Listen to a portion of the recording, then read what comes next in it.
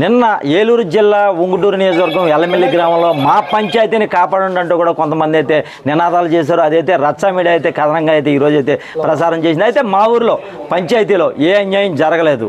జరిగిందల్లా గత ప్రభుత్వం ఎవరైతే ఉన్నారో, గత కార్యదర్శి ఎవరైతే ఉన్నారో వారు చేసిందే తప్ప ఇప్పుడు జరిగిందంటూ ఏమీ లేదని కూడా కొంతమంది అయితే ఇక్కడ ఉన్నారు. అలాగే ఈ ఊరి ప్రెసిడెంట్ కూడా ఇక్కడే ఉన్నారు. అని అడిగి మరిన్ని విశేషాలు తెలుసుకునే ప్రయత్నం చెప్పండి. మీ హయాంలో, నమస్తే అండి, గతంలో మీ హయాంలో మీ ఊరిలో 90 లక్షల వరకు కూడా అవినీతి జరిగిందని నిన్నైతే ఇక్కడ కొంతమంది వ్యక్తులు, మీ ఊరిలో ఉన్న ప్రజలు మాకైతే రచ్చా మీడియాకి అయితే చెప్పడం జరిగింది. అసలు అవినీతి ఎలా జరిగిందంటారు? అవినీతి జరిగిందా లేదా? నా పేరు కుమార్ రాజు అండి. నేను ఎల్లమెల్లి గ్రామ సర్పంచ్నండి. అది అవినీతి జరిగిందన్నమాట వాస్తవం. అది ఫిగర్ ఎంత అనేది నాకు ఐడియా లేదు. ఎంక్వైరీ జరుగుతుందండి. అది పూర్తి అయితే ఫిగర్ ఎంత వస్తుంది అనేది కానీ అయితే ఈ ప్రభుత్వం వచ్చాకండి అవినీతి అనేది మాత్రం దీని పిన్ టు పిన్ అన్ని బిల్స్ ఉన్నాయి సార్. ఏది కూడా 1-2 సార్లు గత అనుభవాన్ని దృష్టిలో పెట్టుకుని నేను చాలా సెక్రటరీ గారి సహాయంతో అందరితో ముందుకు తీసుకెళ్తున్నామండి. ఈ బిల్లు అయితే కొత్త ప్రభుత్వం ఏర్పడుతున్నారు. ఏ మాత్రం అవినీతి లేదని చాలా పక్కగా పారదర్శకంగా వెళ్తుందండి. గ్రీన్ వెహికల్స్ 3 లైన్లు పెట్టి ఎప్పటికప్పుడు చెత్తమన్నాం. గ్రీన్ వెహికల్స్ పక్కన ఉన్నాయని అన్నీ మళ్ళీ పాత బాకీలు ఉంటాయి. బిల్స్ పనిచేసిన వారికి కొద్దిగా ఇస్తున్నాం. అందరికీ కూడా ఇస్తాం. బిల్స్ అన్నీ చెప్తున్నామండి. తీర్మానంలో కూడా చేస్తాం. ప్రయారిటీ ప్రకారం అందరికీ బిల్స్ ఇస్తామని చెప్పామండి. అలాగే చిన్న చిన్న పనులు కూడా చేసుకుంటూ గత ప్రభుత్వంలో చేసిన వాటర్ బిల్స్ కూడా ఈ ప్రభుత్వంలోకి వచ్చామండి. 13 నెలలు గత ప్రభుత్వంలో, గత 7 నెలలు పంచాయతీ స్టాఫ్కే, ఇక్కడ వచ్చిన 6 నెలలు మొత్తం 13 నెలలు స్టాఫ్కి శాలరీస్ ఇవ్వడం జరిగిందండి. ఇదిగా ముందరకు తీసుకెళ్తున్నాం. ఇందులో ఏది కూడా అవాస్తవం లేదని అంతా సత్యమండి. ఈ బిల్స్ కొత్తగా పెట్టినవి అనేది కూడా. కాకపోతే మేము చేసింది ఏంటంటే కొత్త ఒక ఆయన పేరు మీద పెట్టడం గురించి అది అతను కొంచెం ఆయన పేరు మీద కూడా ఆయన కొంచెం పెట్టుబడి పెడుతున్నాడండి. ప్రస్తుతం పరిస్థితుల్లో గవర్నమెంట్ ప్రారంభంలో మా దగ్గర అమౌంట్ లేక పెట్టించామండి. ఆ బిల్స్ ఇచ్చాం కానీ అంతా పర్ఫెక్ట్ అండి. ఇందులో ఒక రూపాయి కూడా, ఈవెన్ జేసీబీ చేసింది కూడా ఒక అవర్ కూడా తేడా లేకుండా ఆయన దగ్గర తీసుకొచ్చి అదే విధంగా పెట్టడం జరిగిందండి. చెత్త తోలుతున్న ట్రాక్టర్లకి ఏంటండి, వాటర్ ట్యాంక్ వేసవకాలంలో జరిగిన లంబడిపాటికి వాటర్ లేనప్పుడు ఆ ట్రాన్స్ఫార్మర్ దెబ్బేసినప్పుడు వాటర్ ట్యాంక్ తోలిని ఏంటండి, ఇదన్నీ కూడా ఈ విధంగా ముందర చేసుకుని అందరం ఒకరికొకరు కలిసి మెలిచుకొని బాగానే చేసుకుంటూ వెళ్తున్నామండి. ఇందులో ఏమాత్రం వాస్తవం లేదండి. వాళ్ళు నిరూపించిన దాంట్లో ఇప్పుడైతే ఏ విధమైన కూడా లోటుపాట్లు లేవండి. అవినీతి అనేది లేదండి. ఇది పిన్ టు పిన్. మీరు గతంలో అవినీతి జరిగినప్పుడు మీ ఊరికి మీరు ప్రథమ పౌరుడు. అవినీతి జరిగినప్పుడు దాన్ని ప్రశ్నించే తత్వం మీలో లేదంటారా? మీరు కుమ్ము కాశారంటారు సార్. ఇందులో చూడకపోవడం అనేది నాకు ముందర పొరపడదు. ఇందాక చెప్పాను, అది మళ్ళీ చెప్తున్నాను. అది సెక్రటరీ గారు 2 సంవత్సరాలు ఇక్కడ ముందర నుంచి పనిచేస్తున్నారు. నేనైతే రాజకీయ అనుభవం లేక సర్పంచ్ అయిపోతే గొప్ప అనుకున్న టైపులోనే ఆలోచించాను కానండి.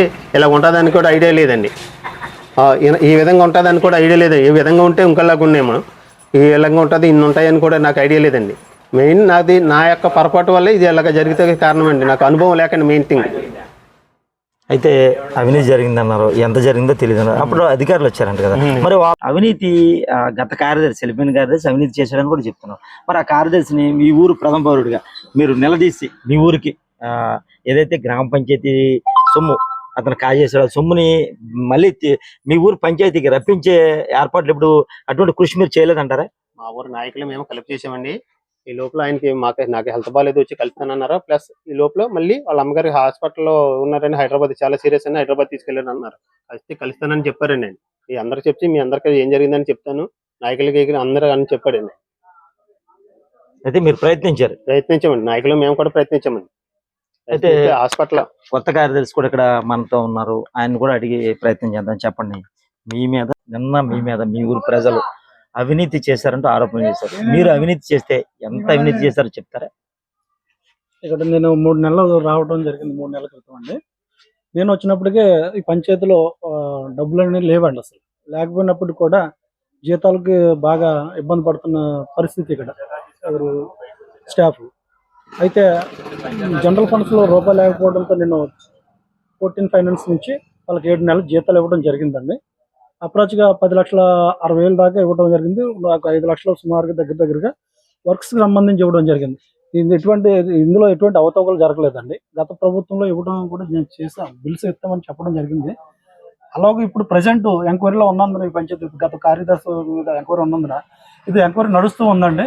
ఇంత అనేది తేల్చేది పై అధికారులు తప్ప మాకు మా పరిధిలో ఉండదండి. అది ప్రస్తుతం అయితే ఏ అవకతవకలు ఇక్కడ జరగలేదండి నేను చెప్తున్నాను.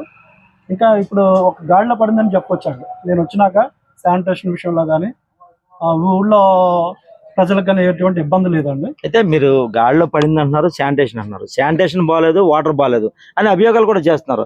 అవి చేయకుండా మీరు అన్ని బిల్స్ పెట్టుకున్నారని వాళ్ళు ఆరోపిస్తున్నారు. నిజంగా చేస్తున్నారు మీరంతా కూడా? చేస్తున్నాను. ప్రజల్లోకి వెళ్దాం అంటారా? ప్రజల్లోకి అడుగుదాం అంటారా? ప్రజల్లోకి వెళ్ళి మీరు అడగండి. శానిటేషన్ విషయం కానీ వాటర్ వర్క్స్ విషయంలో కానీ ఏదైనా ఉంటే రెక్టిఫై చేస్తానండి, ఇబ్బంది లేకుండా. ఇది నిరంతర ప్రక్రియ కాబట్టి అండి. శానిటేషన్ అది వగేరాలు ఈ రోజు కంప్లైంట్ చేస్తున్నా, రేపు 2 రోజుల్లో రెక్టిఫై చేసి చూపించగలనండి సెక్రటరీగా. అలాగే పాత బకాయిదారుల నుండి చెరువు పాటలు ఉన్నాయండి మాకు. వారి దగ్గర నుంచి నేను రాబట్టడానికి కృషి చేస్తున్నాను పై అధికారులు సూచనల మేరకు. అయితే ప్రభుత్వం వచ్చి 6 నెలలు అయింది, సుమారు మీరు వచ్చి 3 నెలలు అయింది. ఈ 6 నెలల కాలంలో మీరు వచ్చిన తర్వాత ఎన్ని పనులు చేశారు, ఎంత ఖర్చు అయింది? అలాగే ప్రభుత్వం అదే 14th ఫైనాన్స్ నుంచి ఎన్ని నిధులు మీరు అమౌంట్ రూపంలో తీసుకొచ్చారు బయటికి, అది చెప్పగలరా? వివరాలు మీ దగ్గర ఉన్నాయి? మా దగ్గర పక్కా వివరాలు ఉన్నాయండి. వచ్చేసి దాకా మేము అన్ని పక్కగా బిల్స్ దాకా చేయడం జరిగిందండి. ఎమర్జెన్సీ అంటే ప్రొక్లైన్ పెట్టి ఇరువైపు రోడ్డు పక్కన చెత్త తోలించడం, సచివాలయాల దగ్గర గ్రావెల్ తోలించడం ఇవి చేయడం జరిగిందండి. కిక్సెట్ వెంకటేశ్వర గారు అని చేపల పాటదారండి ఆయన. మాకు నోటీస్ దాకా 4 లక్షలు కట్టాలని ఆయన చెప్తున్నారు. ఆ 4 లక్షలు కూడా కట్టేస్తామని చెప్పారు. వాళ్ళకి ఇవ్వాల్సిన పేమెంట్లు మేము ప్రైవేట్ వైజ్గా ఇస్తామని చెప్పేసి బోర్డు దృష్టికి తీసుకురావడం అయింది. అలాగే పేమెంట్ కూడా ఇస్తామని నేను చెప్పడం జరిగిందండి. దానికి ఆయనకి అంగీకరించడం కూడా జరిగిందండి. ఇది వాస్తవం జరిగింది. ఇక్కడ పేమెంట్ కూడా చేస్తానండి. ఇప్పుడు 4 లక్షలు కట్టేస్తానండి అనేది తెలియజేస్తున్నానండి మీడియా ద్వారా.